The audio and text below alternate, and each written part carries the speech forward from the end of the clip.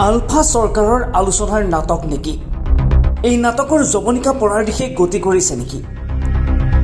স্বাধীনতা দিৱস বৰ্জনৰ আহ্বানেৰে আলফা NSCN GPRNে আজি প্ৰেৰণ কৰিছে সংবাদ মাধ্যমৰ যৌথ বিবৃতি।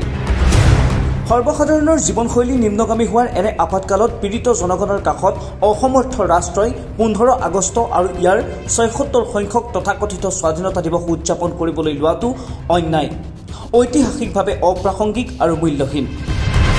15 আগষ্টৰ দিনটোত সৰ্বাত্মক বন্ধ ঘোষণা কৰিছে আলফাই। যৌথ বিবৃতিযোগে অসম আৰু নাগালেণ্ডৰ উপৰিও মণিপুৰ, ত্ৰিপুৰা আৰু মেঘালয়ৰ সমূহ ৰাজনৈতিক, অৰাজনৈতিক জাতীয় দল সংগঠন আৰু সৰ্বস্তৰৰ ৰাইজক ভুৱা স্বাধীনতা দিৱসৰ সকলো প্ৰকাৰৰ কাৰ্যক্ৰমণিকাত যোগদানৰ লগতে ব্যক্তিগত স্তৰতো পালন কৰাৰ পৰা বিৰত থাকিবলৈ আহ্বান জনাইছে আলফাই। আলফাৰ এই আহ্বানৰ পাছতেই ৰাজ্যজুৰি সৃষ্টি হৈছে তীব্ৰ প্ৰতিক্ৰিয়াৰ।